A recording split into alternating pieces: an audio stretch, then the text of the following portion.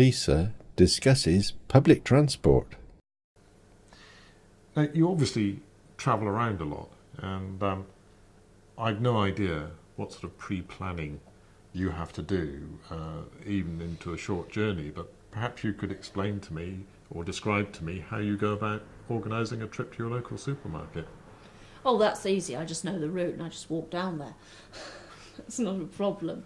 It's a very familiar route to me that I've known for a long time. Usually I get a taxi home because it's quite a lot of shopping. So the supermarket's not a problem, but other journeys do take a lot of planning. Regular ones they become easier the more you do them, but I would have to have somebody show me what to do the first 2 or 3 times.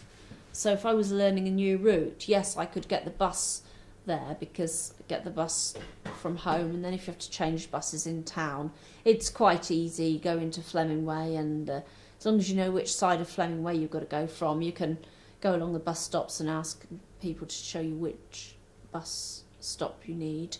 But it's the other end. When you get off your bus at the final destination, then I would need someone to walk with me a couple of times to show me where to go after I'd got off the other end of the bus.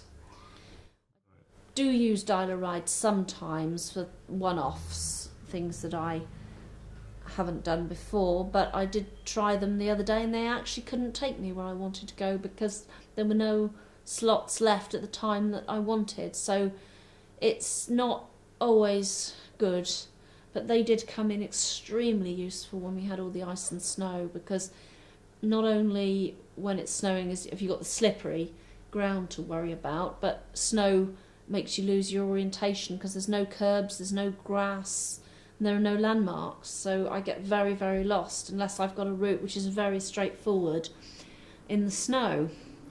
Trains are a different matter. I do a lot of train travel, but it takes planning. I have to have an assistant to change me over.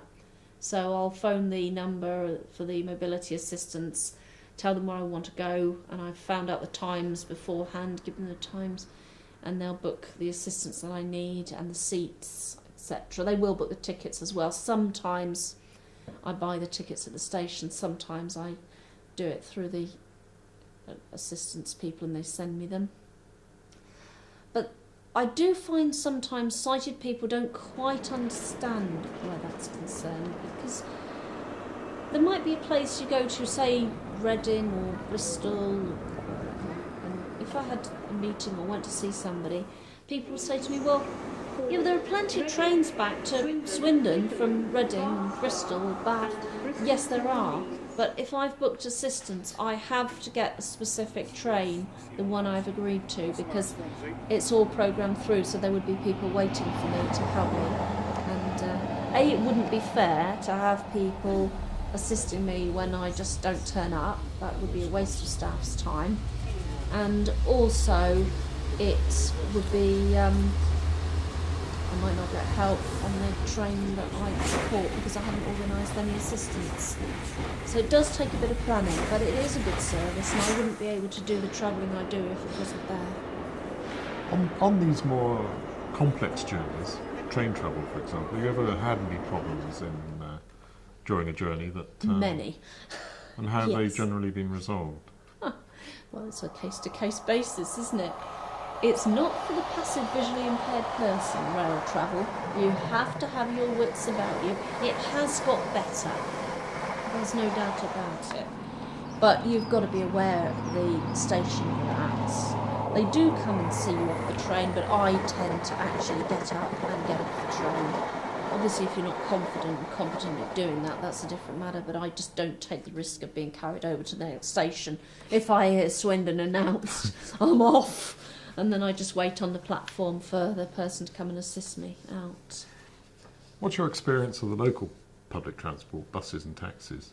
I very much like the new talking bus service. It has its problems, but usually if you email Thames Down Transport, they're very good at sorting it out.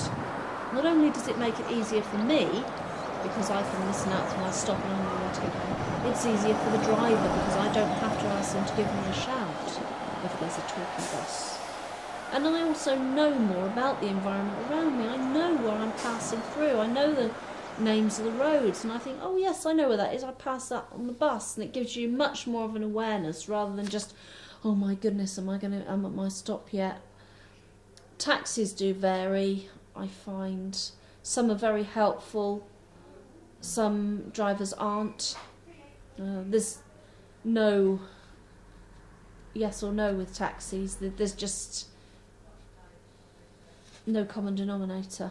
I just wondered whether perhaps particular taxi firms had a different outlook or policy on No, helping. it's like any place is as good as its staff, isn't it? What about the talking bus system? I know you talked about that. Is that something that the bus driver has to activate, or No, it's not. It's automatically placed in. because I've been on a number of buses and I can recall not hearing. Yeah, some of them haven't been fitted with them yet.